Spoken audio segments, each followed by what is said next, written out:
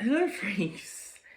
Welcome back to the Doctor Who Watch Through review. With me! With you again. You're always here. I can't seem to get rid of you. I know.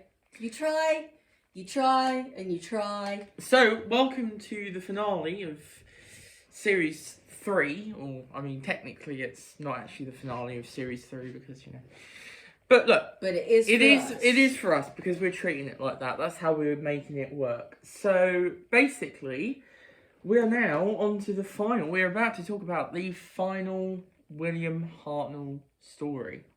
Guess what it is? Yeah, well, if you're a Doctor Who fan, you know what it is. But so we're talking about what we're talking about. 10th Planet.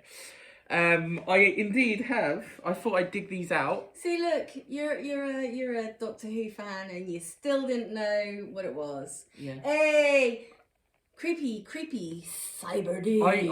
I've dug them out for today. I thought, I like this. This is cool. It's great design of Cyberman for the very first time. It is, yeah.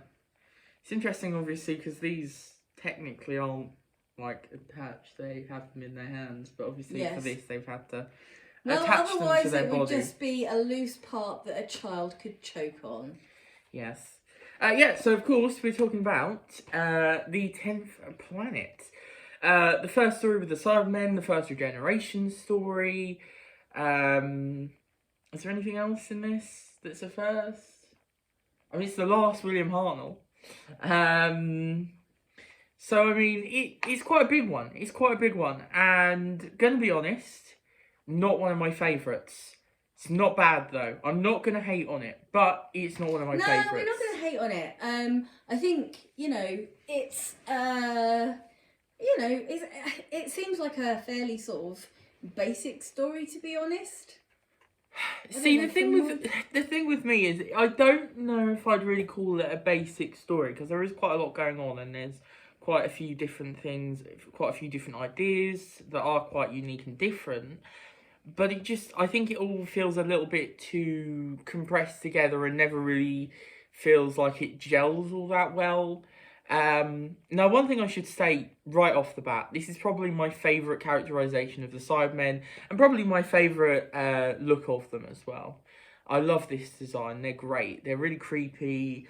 It's interesting as well because obviously they're quite bulky, but it's great because it's kind of like this slow, almost evolution where they've tried to do something, but they're not these perfect mechanoid beings. It's literally just for their survival. And I really like the characterization in this actually of the Cybermen aren't actually evil as such. They just want to survive. So the deaths that they cause are incidental. They almost treat them like an accidental, it's just part of the, it's just what has to happen. You know what I mean? This it's for anyone who says that Doctor Who isn't political, I don't know, just go and live on the 10th planet, seriously, because we've said this about a million times, so I know I I've don't said think this we about need a to million bring times, this up but this again. is the first Doctor, and we're talking about colonialism, really, aren't we? Because they want to come over and whatever they do to the place that they're going to be living on is going to kill off the locals.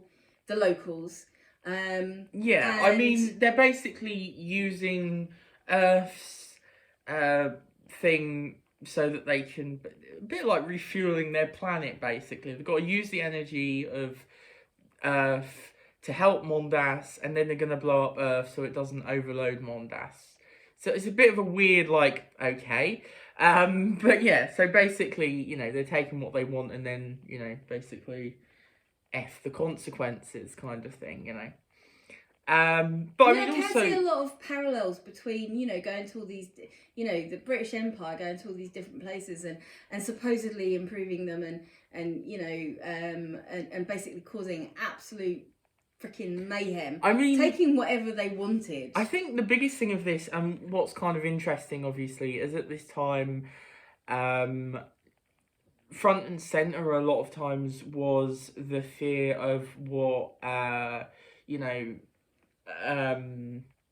sort of like stuff being done to humans, whether that would, like prosthetics and all that sort of stuff, what that would do to someone. Would it strip them of their soul? And obviously we know, would it strip them of being human and all these sorts of things? And obviously it's like nowadays it's what like makes us human, basically. Yeah, nowadays it's like we're not really fearful of that anymore, and it's like, especially with the medical side of things, it's provided. Yeah, marvel. That's an interesting point, because I hadn't even honestly thought of that.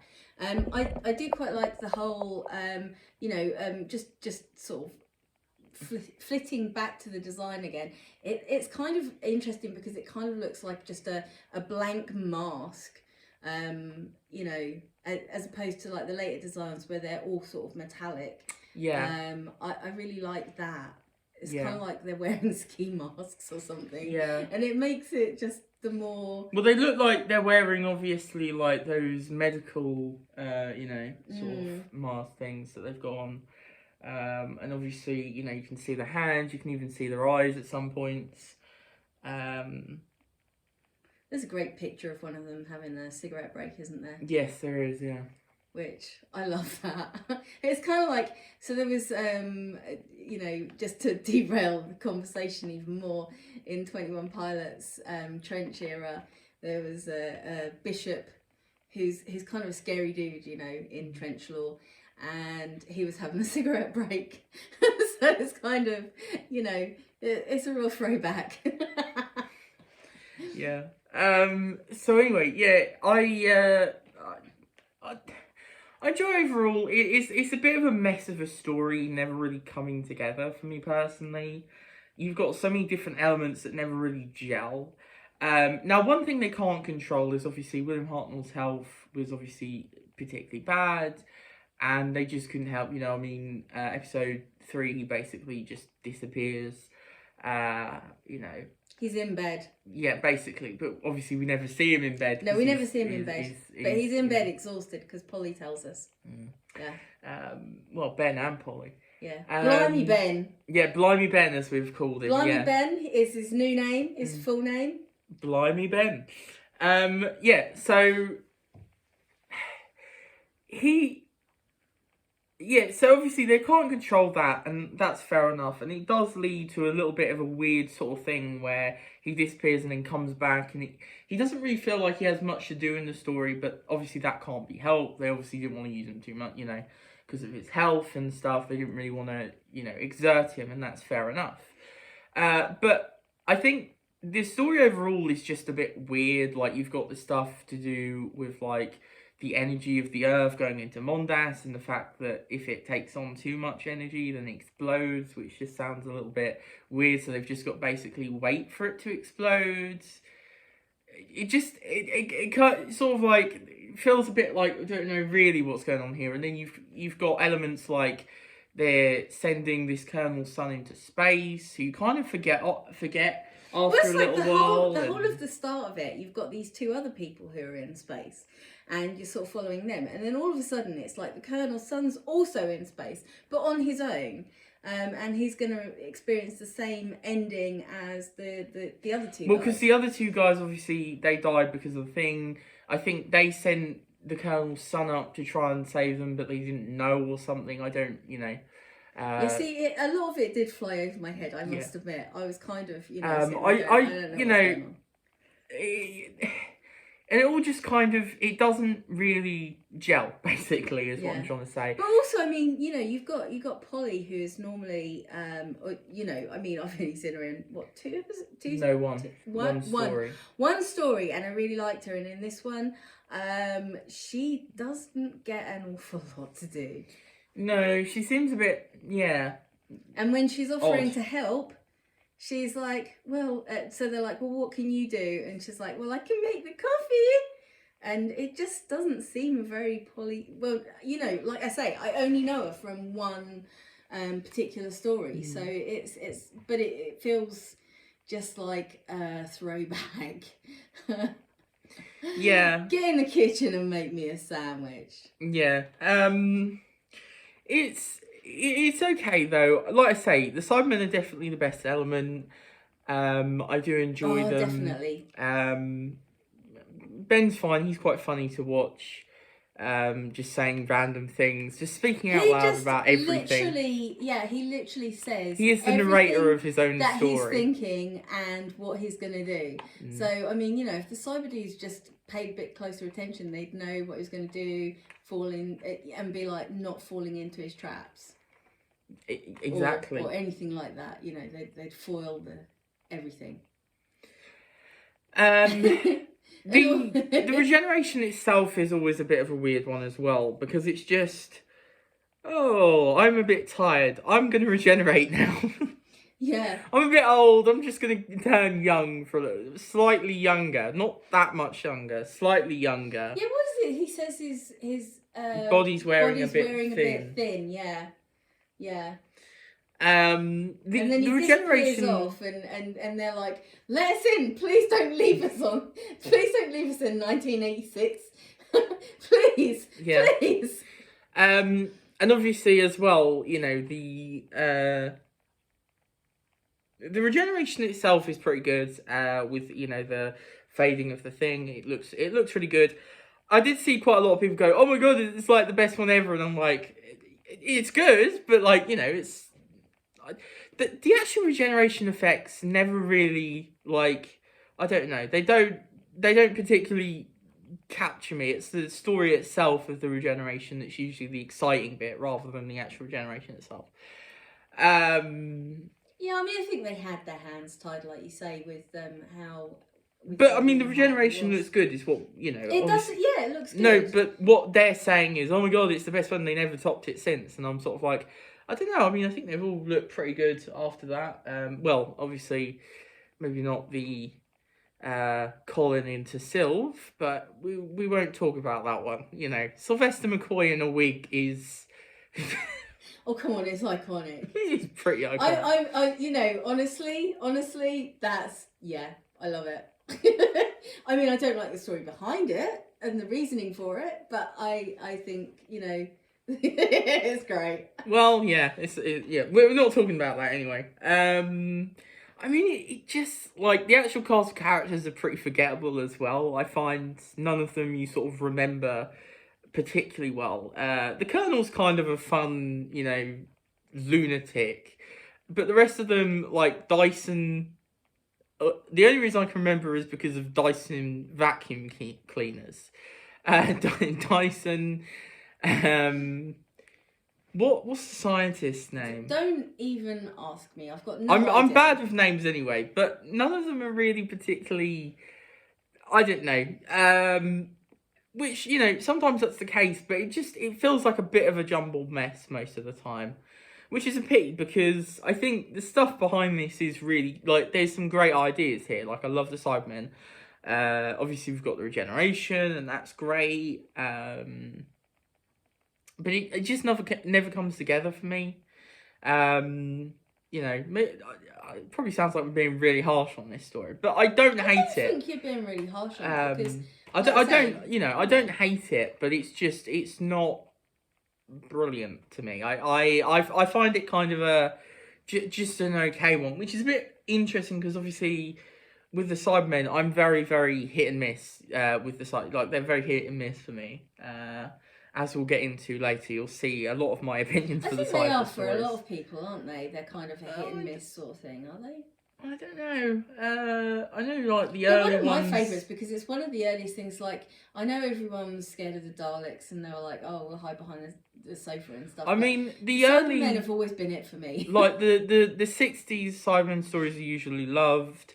Then you have a little bit, you know, with the Fourth Doctor one that isn't particularly well liked. Then you have the Fifth Doctor one, which is loved. Sixth Doctor is just kind of and then the Seventh Doctor everybody hates. But I mean, it's definitely more of a win for people. I don't know, there's only one I really love in the 60s, and we'll get to that one very, very, well, not very shortly, because we've got a while to go, but we'll get to that one. You probably know what it is, but we will get to that one. I'm very excited to rewatch it. So yeah, But you know, I love the Cybermen. They just never a lot of their stories just don't click with me. Some of the storyline was really fun as well, being 1986, and they're talking about having Gone sent to the someone to the moon. moon. Yeah. It's like, whoa, oh my god. It's like, yeah. It's only a couple of years after this, isn't it? It's 1965. So you've got 4 more years, and they'll be on the moon. Allegedly. 1966. Oh, 3 more years then. Oh my god, you're not gonna do bloody... Yeah, let's be conspiracy theorists and say they never went to the moon. No, they never did. But yeah, anyway. I mean, more interesting to me is the computers are still massive and unwieldy, and their phones have evolved into a sort of dildo shape. I thought we said we weren't gonna get... Oh, okay. Right, yeah. So, and I intend to make sure that everybody who ever watches this and then watches the 10th Planet can't get out of their heads that all these people are communicating via those. Right then, that is the review for 10th Planet. We are done with the review for 10th Planet. We're not going to talk about it anymore. No, okay. So, does this mean we've got no more Polly? Or have we got more Polly? We've got more Polly. Oh, thank God for that. Because I'm hoping that she'll redeem herself. We'll see. I haven't watched the next story. I'm very excited to watch it. So yeah, that is series 3 for us anyway, and we're moving on to series 4, which is another 4 stories. Sorry, because missing stories. No, but we do get what's his name again? Patrick Troughton. Yeah, we do get Patrick Troughton, and also we get good old Jamie. Hey! Iconic duo. Very iconic duo. Lasts through all of Patrick Troughton's time, interestingly. I mean, obviously... because they're an iconic duo. I can't remember if it's the second or third story that he entered. I'm so excited about this because, apparently they had so much fun together.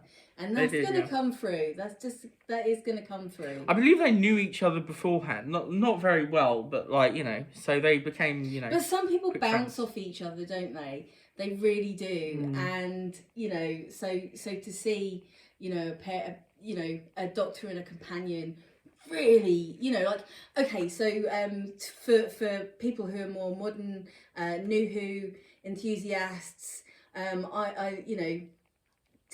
Ten and Donna would be... I love them. Yeah. They bounce off each other. They really, really have fun together. Yeah. So that is series 2 for us. Obviously, we're going to move on to series 4. We've got one more thing to do for series 3. Obviously, you know what that is. That's the wrap-up. Did you slightly forget that there was a wrap-up? Or because it looked like you were going, what have we got coming? Yes, I completely I forgot. thought we'd done. It's like, what? I haven't forgotten. I haven't. So Guff, so thank you. Obviously, leave a like and subscribe if you enjoyed. Also comment what you think of this story. Do you love it? Do you hate it or like us? Do you just think it's okay? That's pretty much how I feel. I love the Cybermen though. So comment down below. And also be links to podcast and Twitter. And yeah, we will see you again some other time. We'll meet again. Don't know when. Don't know when. We know where. We don't know when. But we'll meet again. Bye.